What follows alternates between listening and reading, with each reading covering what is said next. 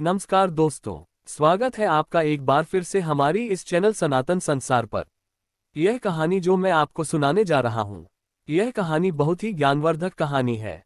जो लोग इस कहानी को पूरे मन से और दिल से सुनते हैं, उसके घर में कभी भी कोई क्लेश उत्पन्न नहीं होगा। उसके घर में हमेशा सुख और शांति बनी रहेगी।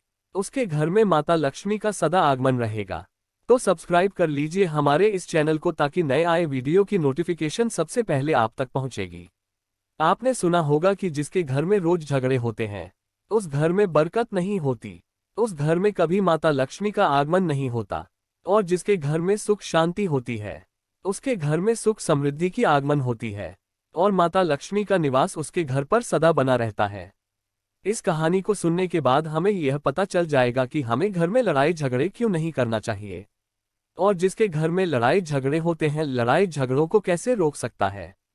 क्योंकि घर में सुख शांति का होना बहुत जरूरी है। क्योंकि जहां सुख शांति होता है वहीं माता लक्ष्मी निवास करती है। जहां कलह होता है वहां माता लक्ष्मी का वास नहीं होता और धंधे का निवास होता है।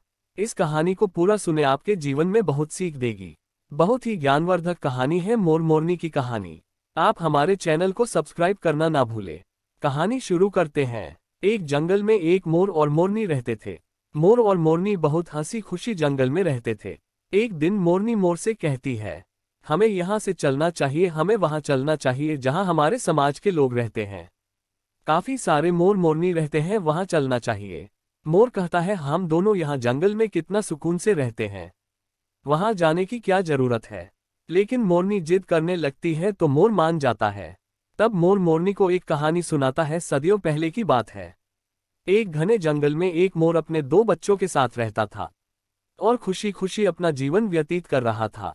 एक दिन उस जंगल से गुजर रहे एक शिकारी ने मोर की सुंदरता को देखा और सोचा कि यह राजा को देने के लिए एक सुंदर उपहार है।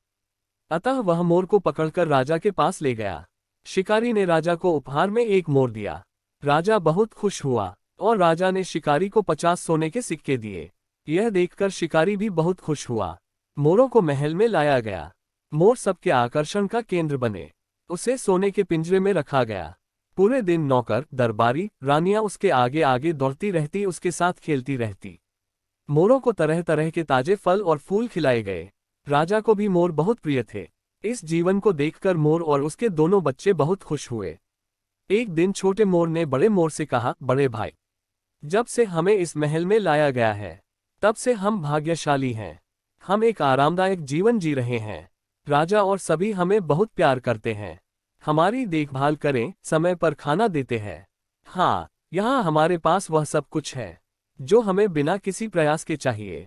हमारा जीवन पहले से अधिक आरामदायक हो गया है। और सबसे खास बात यह है कि यहाँ हमें राजा, रानी और उनके बच्चों का प्यार मिल रहा है। जब मोर महल के जीवन का आनंद ले रहा था, अचानक एक दिन सब कुछ बदल गया। जिस शिकारी ने राजा को मोर भेंट किया था वह आज राजदरबार में आया और राजा को एक कुत्ता उपहार में दिया। कुत्ता महल में सबके आकर्षण का केंद्र बन गया था। सभी नौकर उसकी देखभाल करने लगे, समय समय पर उसे खाना खिलाने लगे। उसकी अच्छी देखभाल होने लगी। राजमहल के सेवक मोर से भी अधिक कुत्ते से प्रेम करने लगे। राजकुमार का पूरा दिन कुत्ते के साथ खेलने में बीतने लगा। यह देखकर नन्हा मोर बहुत दुखी हुआ। उसने बड़े मोर से कहा, भाई, इस कुत्ते ने हमारी सारी खुशियां छीन ली हैं। इस वजह से अब न तो कोई हमारी परवाह करता है और न ही हमारे साथ खेलता है। बड़ा मोर बोला, भाई, समय बदलेगा और सब अच्छा होगा। कुछ दिन बीतने के बाद कुत्ता बड़ा हो गया और शरारतें करने लगा। अतः राजा ने उस कुत्ते को महल से मुक्त करने का आदेश दिया। राजा की आज्ञा का पालन करते हुए सेवकों ने कुत्ते को जंगल में छोड़ दिया। उस दिन से मोर फिर से महल में आकर्षण का केंद्र बन गया। अब नन्हा मोर बहुत खुश हुआ। उसने बड़े मोर से कहा, हमारे दिन फिर लौट आए हैं। बड़े मोर ने कहा, हमेशा याद रखें कि समय कभी भी एक जैसा नहीं होता है। इसलिए जब समय साथ न दे तो दुखी न हो, बुरे समय में भी खुश रहना सीखें। नन्हा मोर अपने भाई की बात समझ गया और उसने निश्चय किया कि बुरे समय में धैर्य से काम लेने से अच्छे दिन आएंगे। दोस्तों, इस कहानी से हमें सीख मिलती है कि कोई भी चीज हमेशा के लिए नहीं रहती। समय के साथ सब कुछ बदल जाता है। इसलिए जीवन में कठिन समय में धैर्य से काम लेना चाहिए, ताकि दुख के दिन चले जाएं और सुख के दिन आ जाएं। तो दोस्तों, कैसी लगी यह कहानी? कृपया कमेंट करके जरूर बताएं। और हाँ, चैनल को सब्सक्राइब जरूर करें। धन्यवाद।